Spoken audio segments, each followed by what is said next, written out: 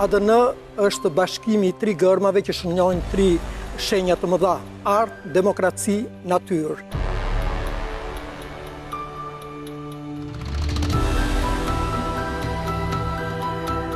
Kjo është ëndra e çdo shoqërie. Një emision mbi aktualitetin e javës. Ngjarjet kulturore që shenjuan hapësirën publike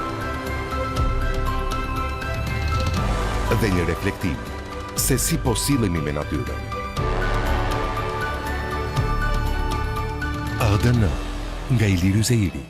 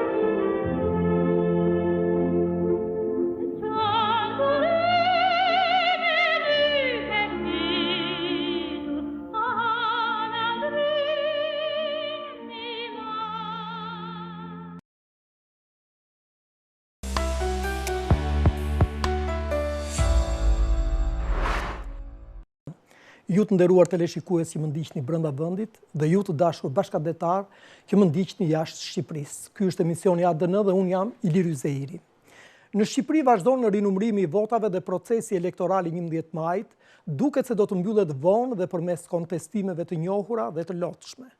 Ndërkohë, ngjarjeve në lindjen e mesme ju shtuan edhe bombardimet e SBA-ve mbi Iran. Pas kësaj, paqja e përkohshme ose anëpushimi 12 ditësh mbajtën pezull vëmendjen e mbar globit. Po çfarë është në origjinë të këtij konflikti? Cili është roli i mitit në luftrat e sotme? Për këtë do të flas në komentin tim. Në pjesën e parë, ndërkaq, do të diskutoj me Agron Alibalin nga SBA-t për krizën e sistemit elektoral në Shqipëri dhe efektet që prodhon ajo. Në pjesën e dytë, me Ani Bajramin do të diskutojmë për etnobiologjinë dhe zonat e mbrojtura.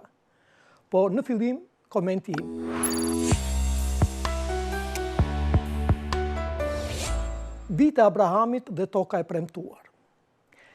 Të gjithë studiuesit që merren me natyrën e konflikteve dhe origjinën e luftrave e kanë të vështirë të shpjegojnë deri në fund se pse luftojnë popujt kundër njëri tjetrit.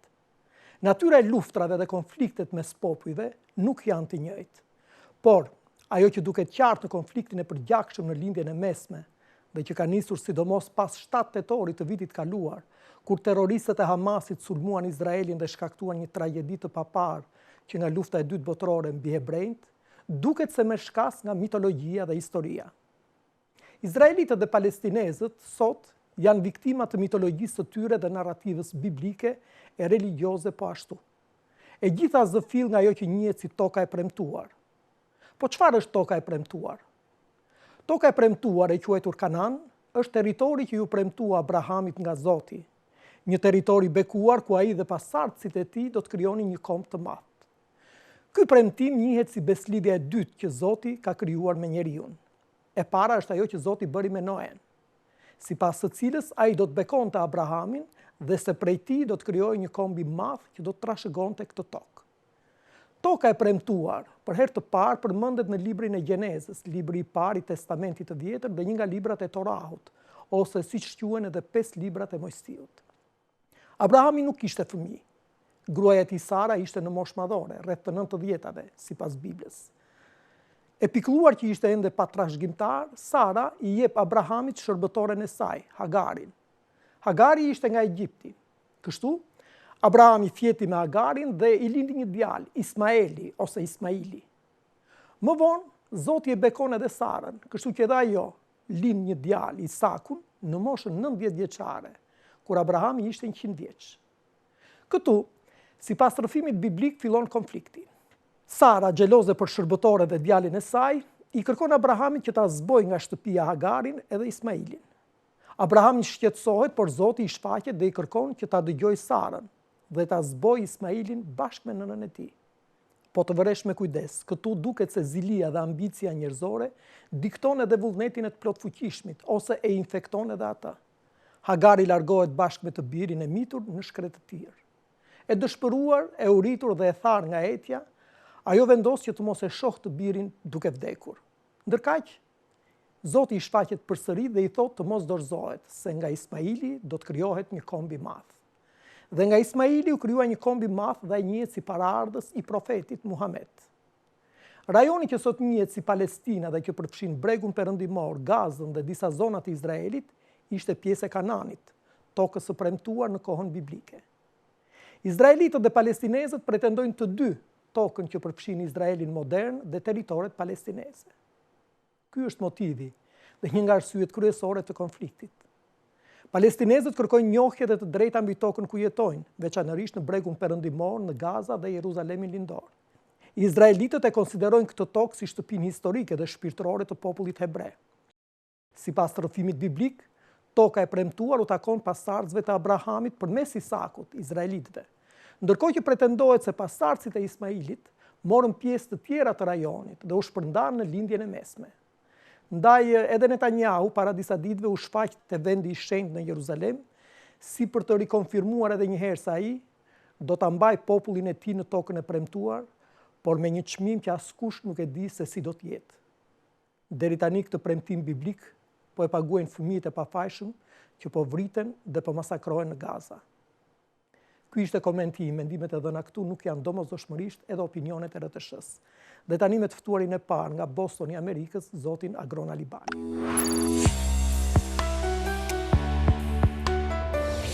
Ja, pra jam kthyer në studio dhe siç u thash në pjesën e parë kam për herë të parë të ftuar Agron Alibalin, një jurist, personazh i njohur në hapësirën publike, sepse her pas here ai boton analiza, të cilat për mua janë të një niveli të lartë, qoftë shkencor, qoftë edhe kështu me interes publik në revistën Peizazhet Fjalës. Ai është jurist dhe e ndan jetën e tij midis Amerikës edhe midis Bostonit dhe Tiranës. Agron, mirë se erdhe në ADN.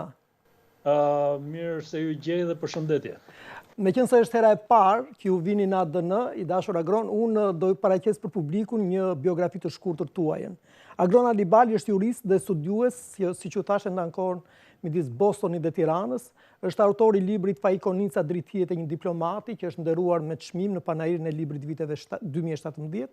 Ka botuar po ashtu për mbledhjen mes prova Kushtetut, Europa dhe minoriteti Çam, ku trajton një larmi të procesit bashkëkohor kushtetues në Shqipëri, si dhe çështjen që lidhen me minoritetet në Bashkimin Evropian. Zoti Alibali ka ndërmarrë dhe studime të thelluara në të drejtën ndërkombëtare të detit dhe problemet e delimitimit në ujërat që lagin nga dishullin ballkanik. Vitet e fundit është angazhuar me analiza juridike dhe publicistike në revistën Peizazhet Fjalës dhe është aktivizuar po ashtu në lëvizjen qytetare dhe ligjore në mbrojtjen e trashëgimisë kulturore, sidomos në lidhje me Butrintin. Urime për gjithë këto që ke kryer, i dashur Agron. Dhe unë dua ta nis me një herë me ju pyetjen e parë. Para disa kohësh ju botuat një shkrim në Peizazhet e Fjalës për zgjedhjet në Shqipëri dhe sipas mendimit tim, ai është një nga analizat, pra është një nga analizat më të mira që unë kam lexuar për këtë argument. Dhe do të doja ta nisja pikërisht me këtë. Pra, ju lutem, mund të na tregoni edhe një herë se çfarë vutëre ju, çfarë pat ju në zgjedhjet e fundit dhe ku çalon demokracia shqiptare sipas jush? Dhe do t'i lutesha regjis pamjen 2. Po. Tashti, shumë faleminderit edhe një herë për mundësinë. Duhet të them që zgjedhjet e 11 majit ishin një rast, një shans për shqiptarët për të ushtruar të drejtën e tyre kushtetuese dhe detyrimin qytetar për të marrë pjesë në qeverisjen e vendit. Dhe unë ndodha në Shqipëri në 11 maj dhe pata dhe fatin që të shkoj të votoj bashkë me nënën time. dhe e ndihmova në nëntime në bazë të rregullave të zonës zgjedhore, dhe ndihmova në nëntime në procesin votimit sepse është moshuar dhe ishte vërtet tronditse Ilir që të shikoje që në atë fletën e votimit që normalisht duhet t'ju mundsoj zgjedhësve shqiptar atë të drejtën e tyre themelore kushtetuese, madje universale për të zgjedhur, pra e drejta për të zgjedhur, kjo e drejtë i kufizohesh duke nisur nga fakti që zgjedhësit i mundsohesh të votonin vetëm për 1/3, pra për 40 deputet nga 140 deputet që ka Parlamenti Kuvendi i Shqipërisë. Pra 100 deputet të tjerë ishin të paracaktuar. Më falni, do t'i lutesha regjistë që të vazhdonte me pamjen 3 zgjedhjet. Po, Agron, më falni, mund të vazhdoni. Po. Dhe për mendimin tim, duke u nisur edhe nga thjesht përkufizimi i fjalës me zgjedh në fjalorin e gjuhës shqipe, ku është ajo mundësia që kushdo mund të drejtohet, mund të shkojë diku dhe të midis disa sendeve apo qenieve të zgjedhë atë që i pëlqen, që është më e mira. Kjo mundësi ja mbaje këtu regjia, mbaje këtu në masën 2/3.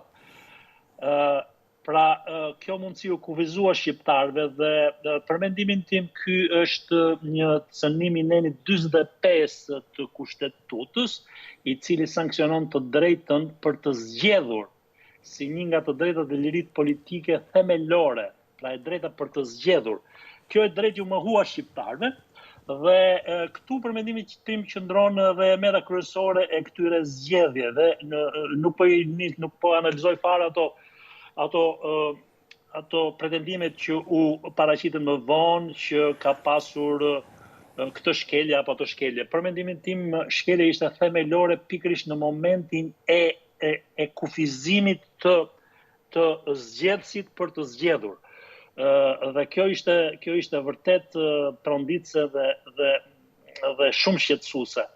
Dhe duke u nisur nga kjo gjë që për mendimin tim është edhe pa shembull, sepse në historinë e po themi e parlamentarizmit shqiptar në vitet e tranzicionit, pra kemi zgjedhjet e para pluraliste të 31 marsit të vitit 1991, aty shqiptarëve për herë të parë mund të vazhdoni regjia ta lëvizni, po. Aty shqiptarëve për parë ju mundsua pra që të zgjedhin kandidatin që dëshirojnë, dhe siç e kam përmendur në atë shkrimin tim tek peizazhet e fjalës, bëri bujë në Tiranë në atë kohë që në zonën zgjedhore të lagjes numër 1, ku ishte edhe shtëpia e partisë, Partia Komuniste e Shqipërisë, dhe që gjithmonë kandidonte Enver Hoxha atje. Në atë kohë kandidoi Ramiz Alia dhe Partia Demokratike i paraqiti si kandidat të vetin dhe si kundërshtar Ramiz Alis një inxhinier të panjohur të kombinatit të autotraktorëve, zotin Franco Croci. Dhe duhet të theksojmë që pra ato zgjedhjet e para pluraliste, shqiptarëve kjo e drejta për të zgjedhur ju njohë dhe ju zbatua dhe ju sankcionuar, dhe ata e ushtruan këtë drejtë. Dhe që ndodhi që këto zgjedhësit në zonën zgjedhore të lagjes numër 1 zgjodhen Franco Crocin me gjërat 66% të votave, 2/3 dhe më njanuan pra nga zgjedhja vetë Ramiz Alin. Pra kjo ishte një mesazh tronditës për qeverinë asaj kohe edhe për regjimin, por ishte një fitore e madhe e pluralizmit edhe të drejtës për të zgjedhur. Tashti, viti 1991, 34 vjet më vonë, shkon Iliri apo Agroni në kutinë e votimit atje dhe merr fletën e votimit, dhe fleta e votimit nuk i mundson as Ilirit as Agronit që të zgjedhë atë që dëshiron Iliri apo Agroni, sepse 100 nga këto 140 anëtarë të Kuvendit të Shqipërisë janë të paracaktuar nga kryetari i partisë. Dhe kjo për mendimin tim përbën pra një kufizim, një cënim të jashtëzakonshëm. Mbaje këtu pak regjia tek grafiku. Dhe njëkohësisht edhe për mendimin tim vë pikpyetje shumë të serioze ndaj vetë gjithë procesit kushtetues dhe legitimitetit të kuvendit që do të dalin nga këto zgjedhje. Dhe në atë shkrim, sikurse ju mund ta keni parë, unë hedh edhe mendimin se si mund të kapërcehet kjo krizë, dhe kjo krizë mund të kapërcehet në këtë mënyrë për mendimin tim, duke patur parasysh që mbaj këtu regjia të lutem. Kushtetuta e vitit 1998. Agron, nuk e di, më dëgjon. Unë kam gjetur një grafik për të ilustruar atë që thatë ju, dhe kjo grafik thot kështu. Nga vitin 1991 deri në vitin 2025, deputetë zgjedhur dhe deputetë emëruar. Dhe në vitin 2020, në vitin 2009, në vitin 2009 deputetë të emëruar kishin 18% dhe të zgjedhur kishim 0%. Në vitin 2025 kemi deputetë emëruar 75% dhe deputetë të zgjedhur 25%. Ndërkohë që në vitin 1991 ajo që thatë ju ishin 100%, pastaj 92 ishin 71%, pastaj 96 82%, pastaj 97 pastaj që dushku, pastaj që në gjithë makinacionet. Po, mund ta vazhdoni arsyetimin tuaj për të treguar pastaj vijimin e shkrimit tuaj. Po, vazhdoni regjia me. Pra, gjithë ideja i nderuar Ilirës që të kthehemi ka 100% që i vitit 1991.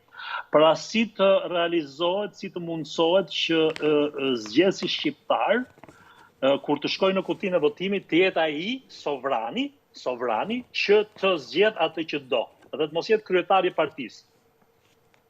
Kryetari i partisë mandej të nënshtrohet edhe i sovranit, dhe as kryetari i partisë të mos jetë në krye të listës, po të themi, për të zgjedhur, po të jetë në rendin alfabetik si gjithë të tjerët. Do më thënë në lista shumë mërore, në qoftë se do të kthehemi te sistemi i vitit 1998, ku 100 deputet zgjidheshin drejt për drejt në sistem magjoritar, 40 me lista shumë mërore, por u bë një lloj, po themi, një lloj hileje, po themi kështu, me kodin zgjedhor që kryetari i partisë kishte një farë, po të themi, imuniteti, ai vendosi gjithmonë në krye të listës dhe nuk diskutohej zgjedhjet e tjera. Jo, edhe kryetari i partisë duhet të jetë në renditje alfabetike dhe të zgjidhet si gjithë të tjerë, të nënshtrohet verdiktit të sovranit si gjithë të tjerët. Pra si këtu kthehemi ke sistemi 100% pra i tagrit të zgjedhësit të sovranit për të zgjedhur atë që do. Dhe ajo që unë sugjerova në shkrimin tim është kjo, që meqenëse se kushtetuta e vitit 1998 u miratua me referendum popullor, pavarësisht unë kam ato rezervat e mia se si u bë dhe ajo ndërmiratimi me referendum, ndryshimet, amendamentet e mëpasme nuk ju nënshtruan në referendumit popullor. Ato thjesht u miratuan nga kuvendi, pra nga pikpamja, po themi, e peshës kushtetuese.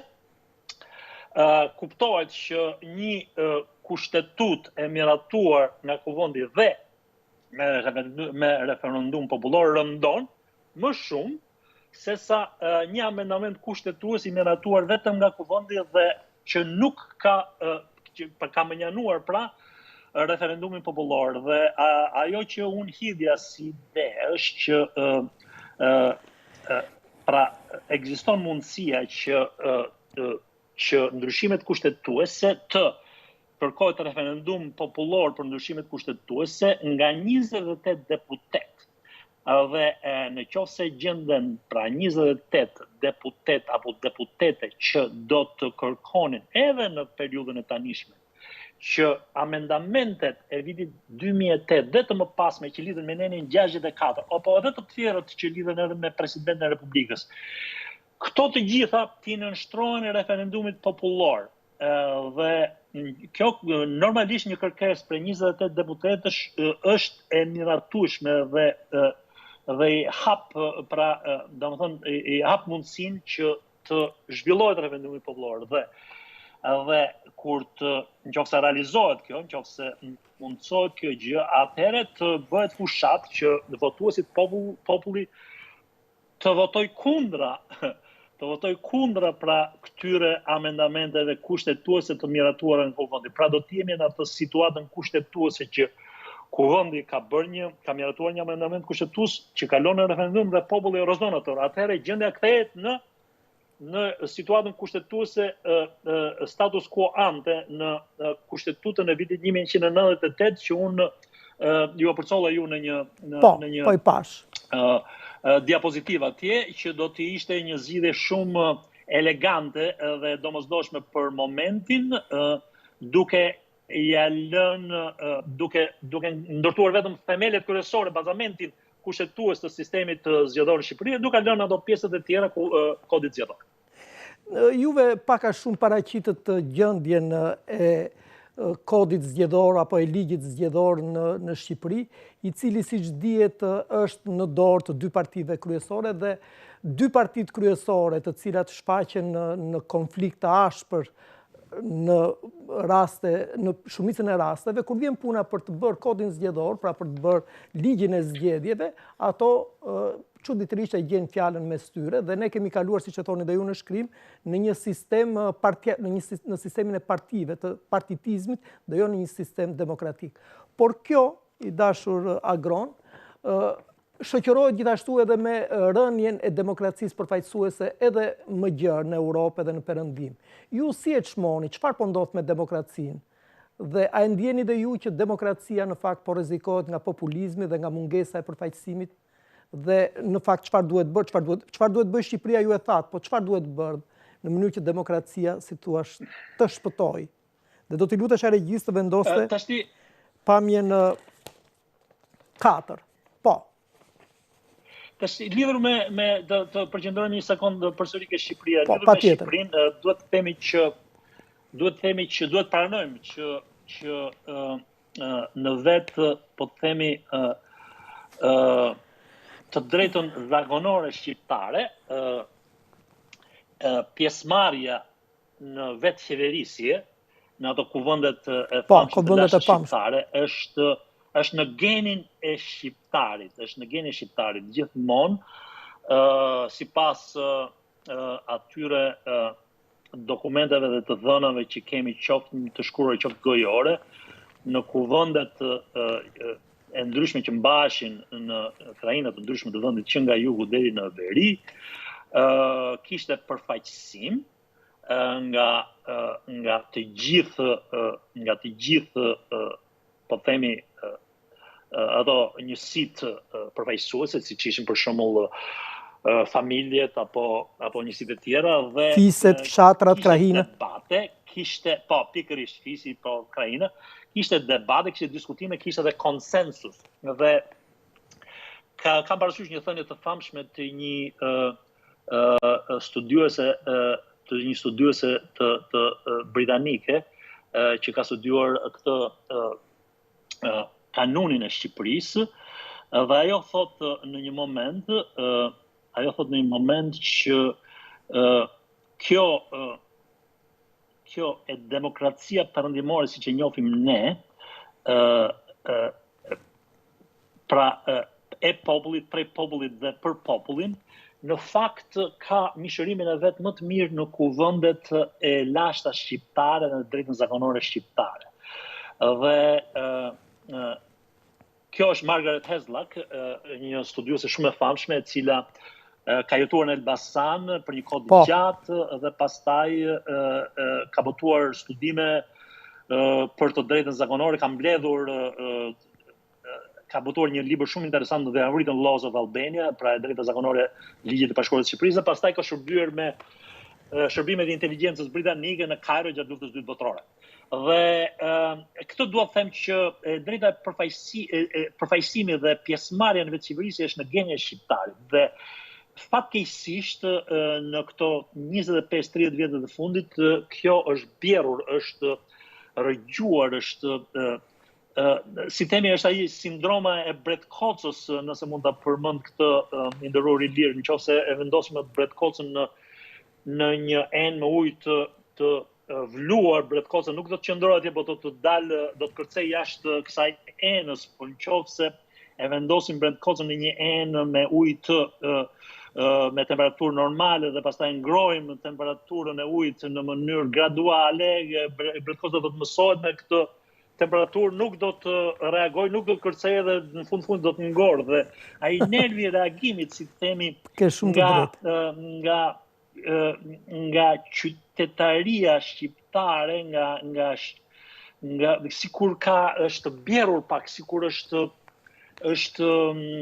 si themon, është neutralizuar dhe kjo është pak e çuditshme, nuk ka një reagim qytetar që të ngrisë, thoshe që po ndodh kështu, domethënë si mund të më mohohet mua e drejta për të zgjedhur. Kush ja jep të drejtën kryetarit të partisë të caktoj për mua deputetin tim, për shembull. Ndryshe nga, po themi, viti 2010, nëntori i vitit 2013, pra 12 vjet më përpara, ku u ngritën gjithë shqiptarët për të shprehur atë reagimin e tyre ndaj idesë për të sjellë armë kimike siriane dhe për të çmontuar në Shqipëri, reagimi është në nivele, domethënë, mjaft rudimentare, po themi. Po edhe pak më vonë, i dashur Agron, kur u ngritën studentët, lëvizja e studentëve 3-4 vjet më vonë, në mos gaboj, ishte një lëvizje shumë, është lëvizja e fundit qytetare me ato për masa. Lëvizja e fundit, po themi, me për masa më të vogle është kjo tash në debatin që është hedhur për Spaçin, që ka një reagim qytetar, të më them, shumë të mirëfill dhe ka një ndërgjegjësim që vërtet për të përshëndetur, ka pasur reagim lidhur me Butrintin, ka pra lidhur me në përpjekjet për ta kthyer xhirin e Vlorës para 10-15 vjetësh në një port për impiantet e naftës dhe gazit, pra ka domethënë reagim, po ky reagim sidomos për sa i takon të drejtës për të zgjedhur nuk është shfaqur ashtu siç duhet. Dhe shpresoj shumë që të ketë një farë jo vetëm ndërgjegjësimi, po edhe një nismë për ta kthyer gjendjen në atë një hap mbrapa, që unë e quaj një hap mbrapa, po që do të ishte disa hapë përpara, të kthesh gjendjen në vitin 1998 dhe ndoshta do të jetë një aktivizmi qytetar, duhet të përqendrohet në bindjen e 28 deputetëve që të ndërmarrin këtë nismë. Të ndërmarrin nismën pra për referendumin ndaj amendamenteve të vitit 2008 dhe të mëpasme që kanë ndryshuar nenin 64 dhe kanë bërë ndryshime të tjera. Sa i takon në rrafsh evropian dhe lidhur me Amerikën, në Amerikë sot për shembull, ka një debat shumë të gjallë lidhur me të drejtën e përfaqësimit. Dua të them që në Amerikë e drejta e përfaqësimit, e drejta për të zgjedhur dhe e drejta për të zgjedhur është në trajektoren e vet, në pikën e vet më të lartë. Për shembull, unë vetë kur shkoj dhe votoj për shembull këtu në Shtetet e Bashkuara të Amerikës, nëse unë më jepet fleta e votimit për presidentin për shembull, siç është për shembull në listë është presidenti Trump për shembull po e pari, si kandidat është Kamala Harris, për shembull, më poshtë, ishin për në zgjedhjet e nëndorit të vitit 2024 ishin edhe 3 kandidatë të tjerë, një partisë libertariane dhe 2 kandidatë të tjerë, duket se ishte një partisë, edhe 2 kandidatë të tjerë, pra ishin edhe 5 kandidatë për të zgjedhur. Pra mua, si zgjedhësh, kjo mundësi më jepet që unë të zgjedh këtë dua. Por përveç kësaj, në Amerikë ekziston edhe kjo, i nderuar i lirë, që unë po të dua, kam një rresht atje bosh në fletën e votimit. Dhe kam një kuti aty ngjitur me këtë rresht. Dhe unë mund të shkruaj aty si kandidat edhe Ilir Yzeirin po të dua. Mund ta shtoj, po. Sigurisht nëse Ilir Yzeiri, po mund ta shtoj, më sigurisht Ilir Yzeiri i plotson kriteret që janë vendosur më përpara. Por e drejta ime për të zgjedhur është e pamohueshme, është në skajnë e vet më të lartë. Dhe kjo domethënë ky dallim i jashtëzakonshëm ishte habitës kur shkoj në Shqipëri dhe shikoj një fletë votimi që kufizohet domethënë kjo e drejtë më themelore, më elementare dhe nga 140 deputetë ti domethënë voton vetëm për 40.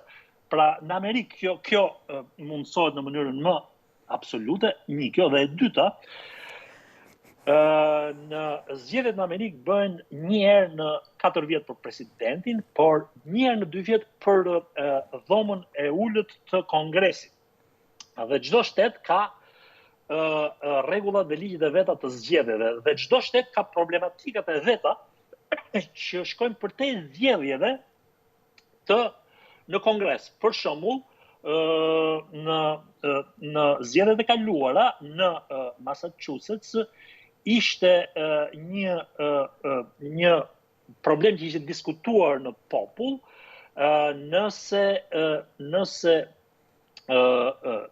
nëse këto kompanit, po themi, e shërbimit të makinave, që kenë monopolin e shërbimeve edhe të këtyre shërbime digjitale dhe kompanitë e tjera që nuk janë të lidhura, nuk janë dealers për shembull, nuk janë dealers, duhet patjetër shkojnë këto dealers për shembull, ke një makinë di Volkswagen për shembull, duhet shkojë Volkswagen ta riparosh atë për shembull dhe sepse ka ato po themi programet digjitale të rregullimeve të ndryshme dhe me referendumi ju kërkuam mendim popullit. A dëshironi ju që edhe këto për monopolin si thua, edhe ligjet shërbimet e tjera të mirëmbajtjes së makinave të kenë mundësinë që t'i ofrojnë këto shërbime, pra dua të them pse jap të shembull. Duhet të jap të shembull që popullit i jepet mundësia me referendum për të dhënë mendim për çështje të ndryshme, të rëndësishme që diskutohen në nivel federal, po edhe në nivel sistem shoqëror. Edhe në universitet, dhe një çështje tjetër që ju diskutuar për shembull shumë e rëndësishme në Massachusetts, ishte kjo që për shembull kuvendi i Massachusetts edhe siç është Kongresi i Amerikës përbëhet nga 2 dhoma, dhoma e ulët dhe dhoma e lartë, dhoma e përfaqësuesve dhe Senati. Dhe në Massachusetts është edhe sekretari thesarit që është dhe për shembull kontrolli i lartë i shtetit, po e quajmë në Massachusetts. Dhe kontrolli i lartë i shtetit ka bërë kërkesë që të bëj auditimin e antarëve të kuvendit Massachusetts dhe ata kanë shpërur kundërshtim për këtë gjë, duke thënë që kushtetuta e ndalon këtë gjë, ne kemi ndarjen e pushteteve, ti si kontrollor nuk ke drejtë sepse je ekzekutivi, ne jemi pushteti i ligjvënës edhe kanë refuzuar këtë gjë për arsye kushtetuese. Dhe ç'bëri kjo? Ju hodh ky diskutim në popull, në referendum. E kuptoj. Ju bë pyetje popullit. Dëshironi ju që kontrolli i lartë i shtetit në Massachusetts të auditoj antarët edhe ligjvënësin. Po apo jo? I dashur agron sepse koha populli çuditërisht çuditërisht tha po, edhe këtu tash është krijuar një situatë kushtetuese shumë çuditshme.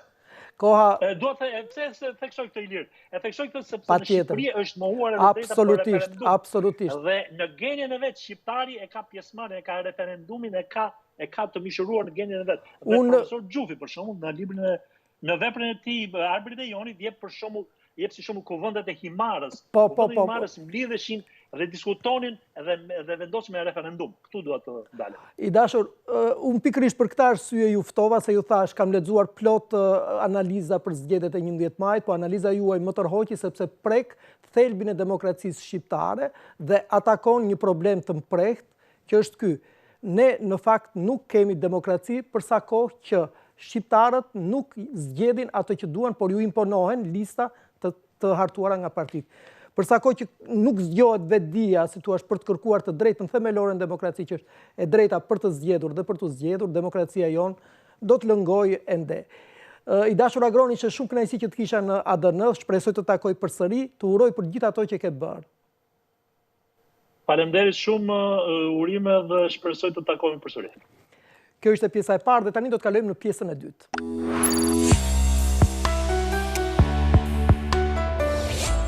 Jam kthyer në studio dhe në pjesën e dytë kam të ftuar miken time dhe miken e emisionit ADN, pedagogen e Fakultetit Shkencave të Natyrës, antropologen e mjedisit, Ani Bajrami. Ani, mirë se erdhe në ADN. Mirë se u gjeta, faleminderit shumë.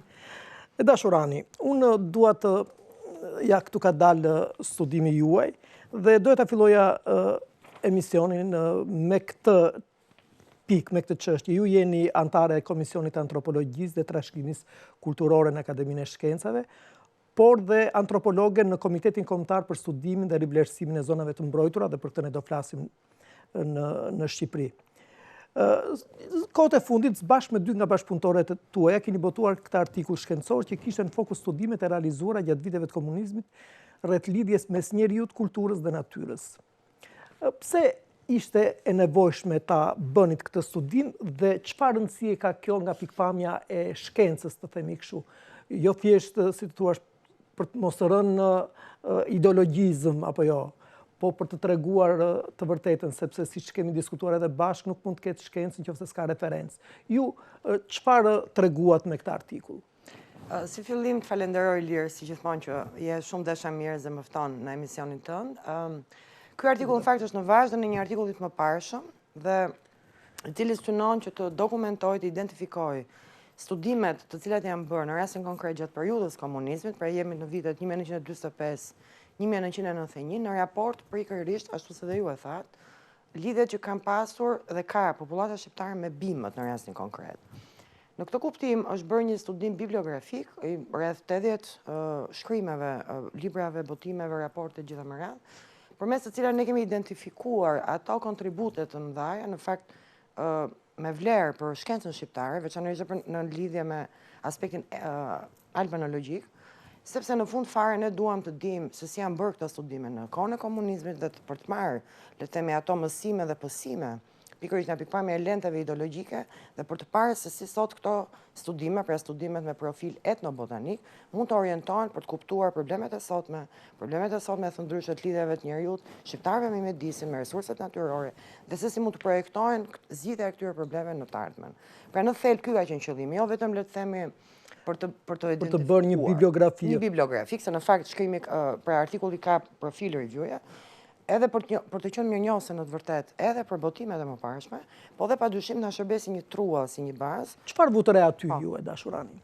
Tani ajo që është interesante këtu dhe që mbase e dallon, besoj edhe vendet e ishtlindjes, po dhe Shqipërinë në rastin konkret, është le të themi lentja ideologjike totalitariste përmes të cilës janë bërë këta studime. Ku duket kjo? Kjo duket bie fjalë. Mbaj këtu regjia, të lutem, në fillim, po këtu. Në rastin konkret në mënyrën se si perceptohen bimët.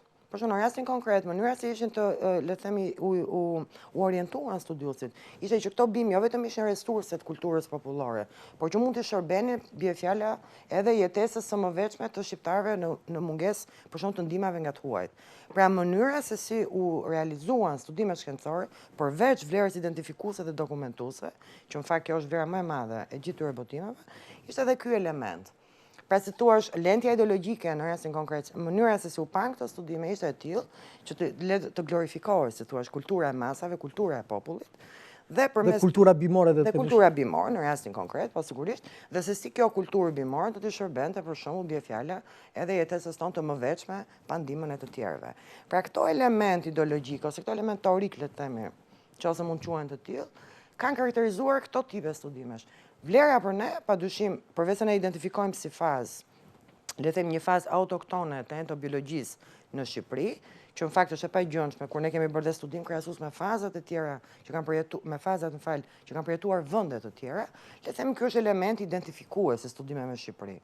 Nga ana tjetër, siç e thash, ka rëndësi sepse neve na shërben si thua si trampolin për të kuptuar se si këto studime po bëhen sot, dhe se si ne mund të përmirësojmë lente teorike dhe metodologjike në mënyrë që këto studime, pra identifikimi, dokumentimi, por dhe valorizimi i marrëdhënieve njerëz-mjedis në Shqipëri të jetë më eficient dhe të shërbej po ashtu dhe në informacion dhe ekonomisë dhe zhvillimit të qëndrueshëm. Ju pastaj më keni treguar edhe ekspeditat që keni kryer ju dhe do t'i lutesh regjis që të kalonte tek pamja 7. Dhe çfarë keni vënë re nga ekspeditat që keni bërë? Do me thënë, ju keni identifikuar ose keni ritakuar ato emërtima, ato klasa, ato grupe bimësh që kishin realizuar më përpara dhe pedagogët tuaj dhe të tjerët, por keni vënë re ndonjë ndryshim? Çfarë keni vënë re? Tani pjesa e ekspeditit në fakt është pjesa më e bukur e punës, me thënë të drejtën, me gjithë lodhin që ka fizike. Natyrisht unë me bashkëpunëtorët e mi dhe kolegët e nderuar Robert Darmo dhe Anila Saracin. Anila veçanërisht ka një specifik të veçantë, është etnolingviste, pra ajo është interesuar për të kuptuar mënyrën e emërtesave popullore të bimëve në rastin konkret. ka një element, le të themi, pak të dhimbshëm, se thua nuk gjen aq shumë njerëz në fshatra. Nga pikpamja e përdorimeve, pra mënyra si përdoren bimët. Natyrisht që ne kemi gjetur analogjira. Bie fjala nëse ne flasim për çajin e malit, siç është raportuar dikur ende përdoret në ato formë, por merr disa raste shumë të vogla.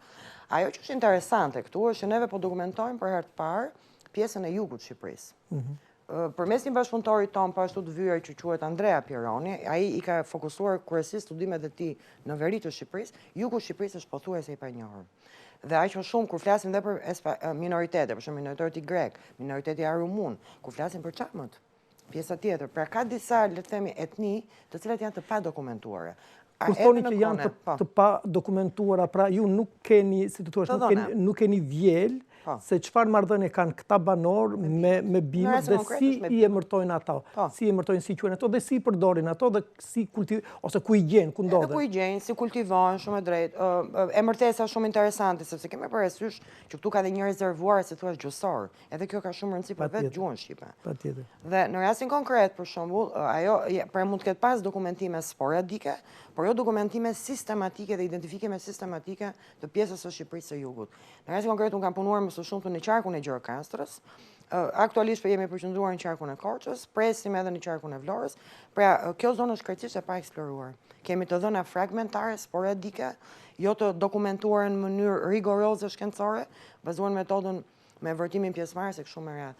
Pra, në fund fare edhe neve duam të krijojmë në thelbin ton një regjistër të dijeve dhe praktikave natyrore që ka pasur dhe ka populli shqiptar, automatikisht kundrejt mjedisit dhe resurseve natyrore. Pra, duam ta dokumentojmë këtë gjë, sepse po zhduket.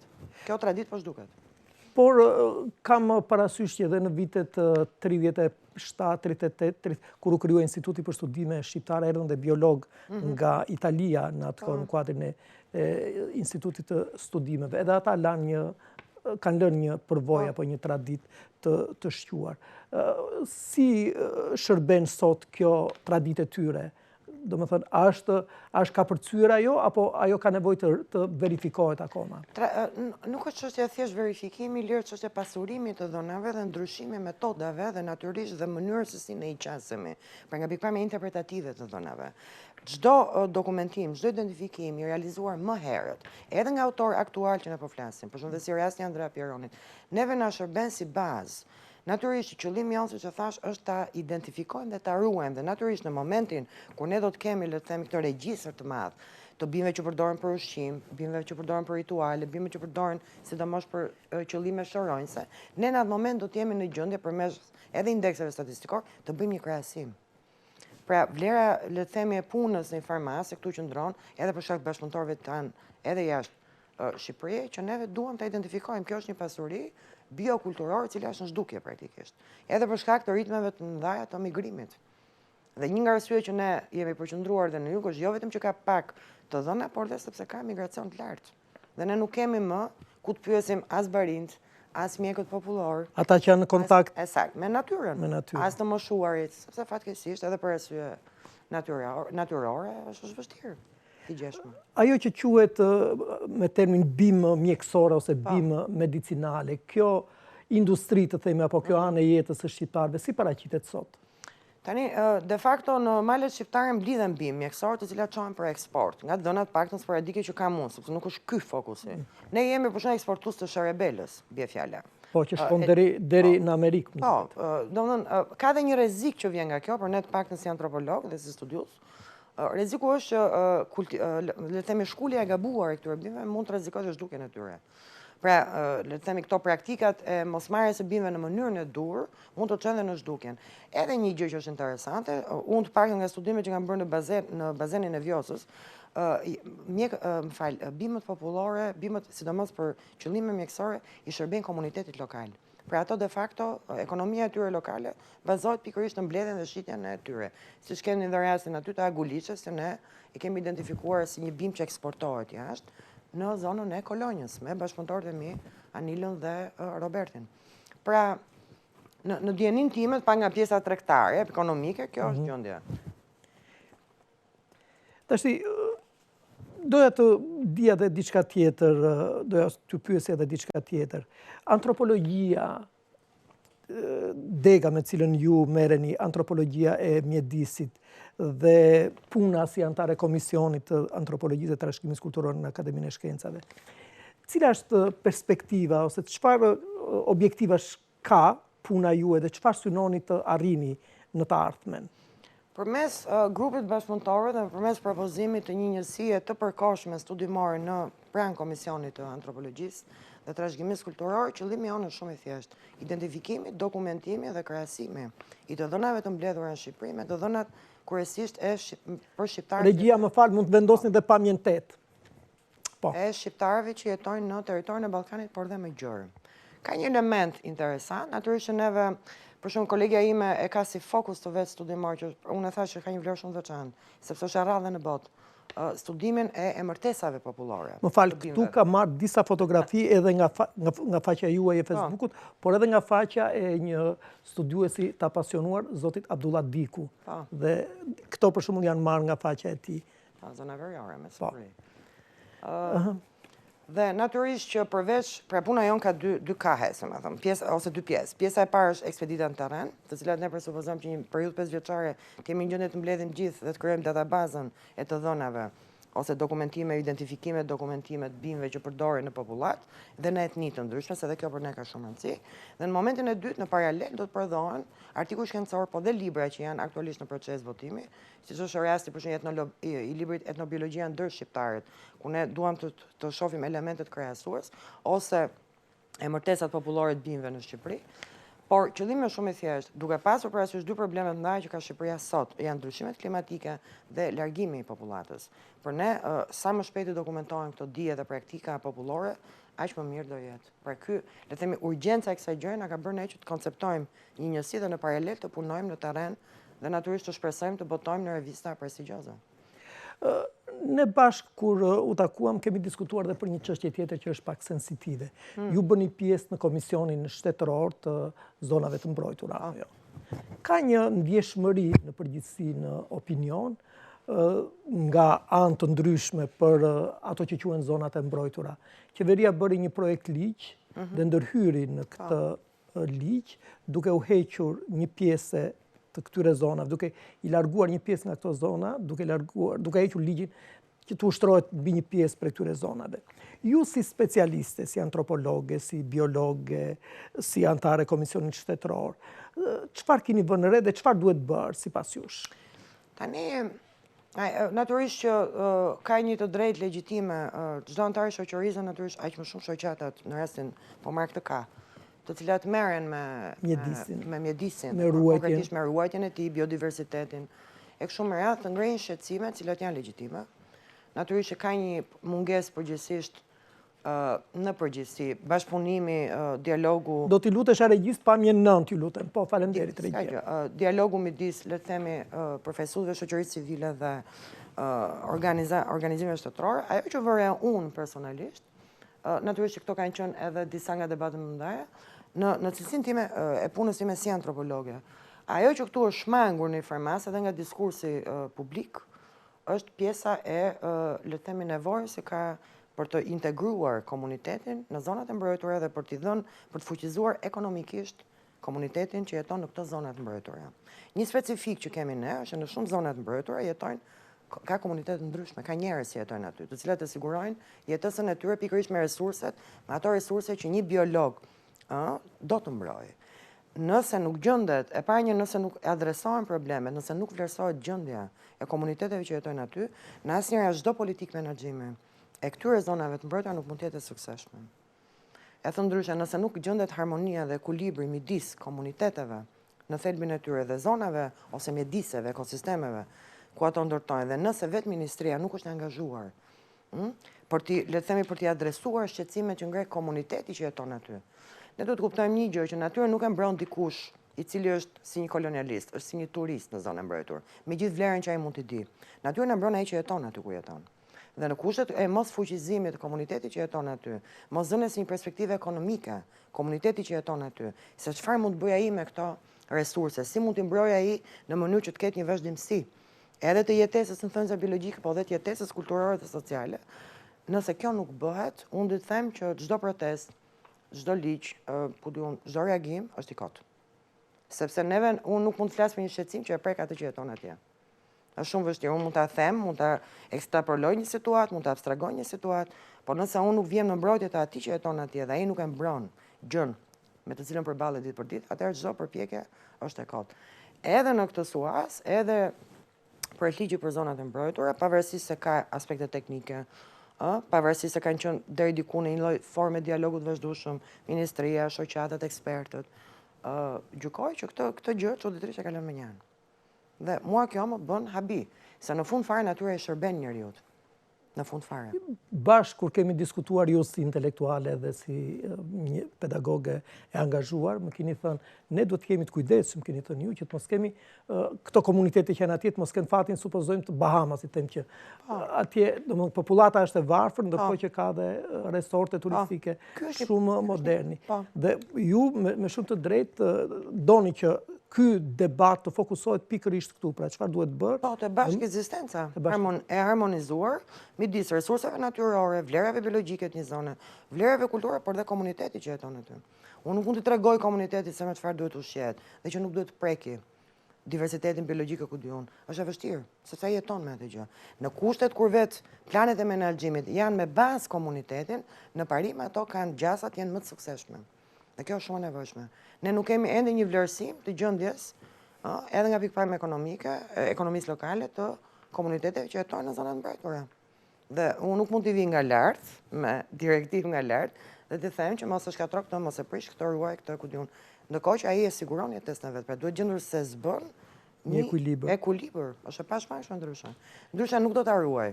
Dhe asnjë politik nuk do shërbej për ta ruajtur mjedisin. Ky është mendimi im, të paktën. Bashkë kur diskutuam, ju prekët edhe ne prekëm disa tema, por njëra që më mbeti në mendje është kjo. Në Shqipëri është edhe Muzeu i Shkencave të Natyrës. Sabjaka Simati.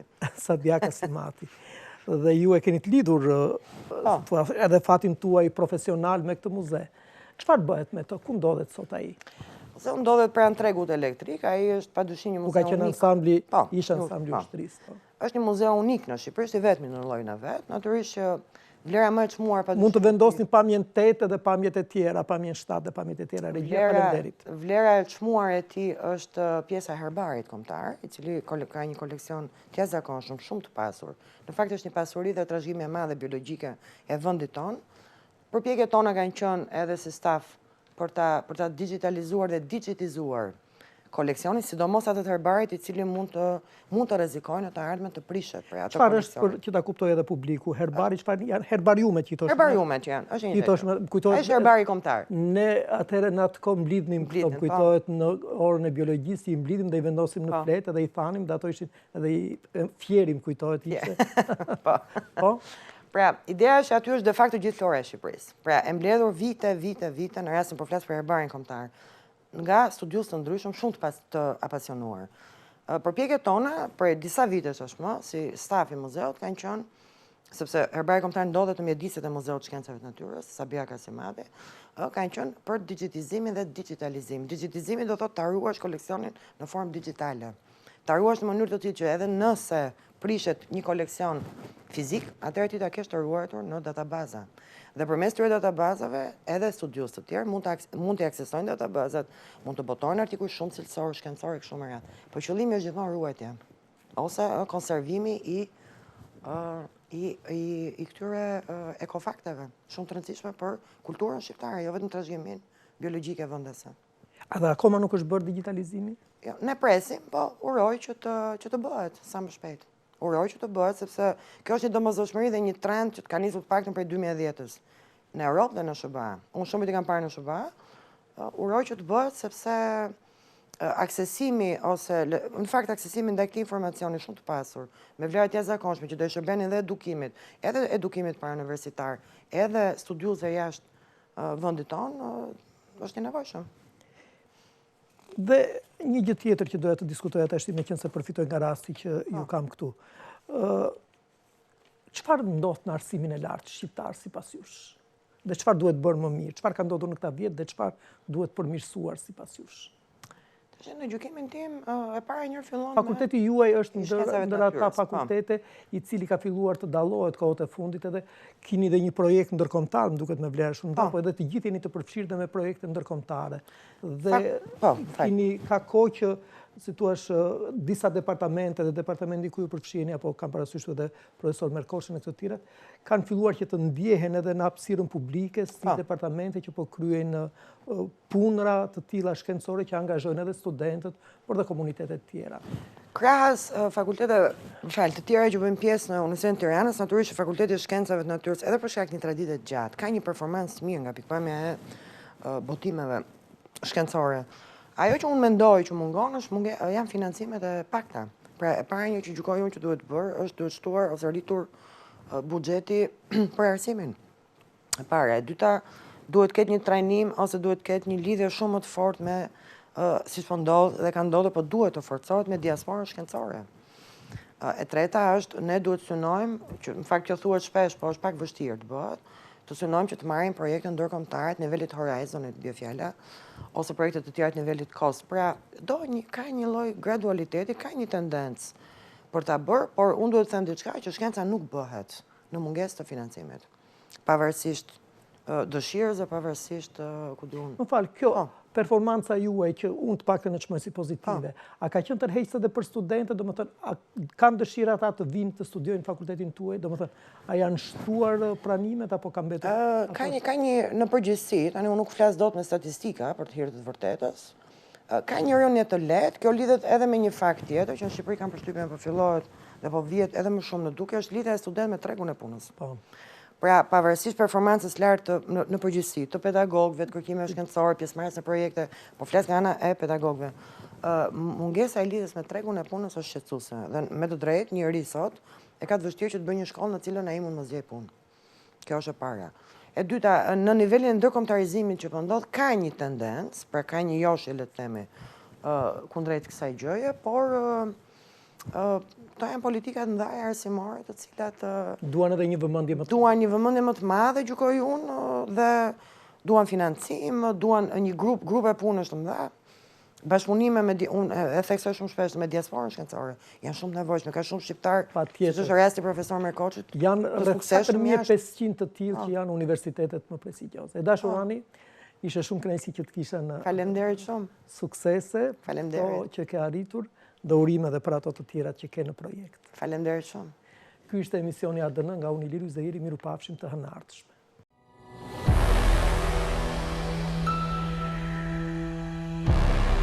ADN është bashkimi i 3 gërmave që shënjojnë 3 shenja të mëdha: art, demokraci, natyrë.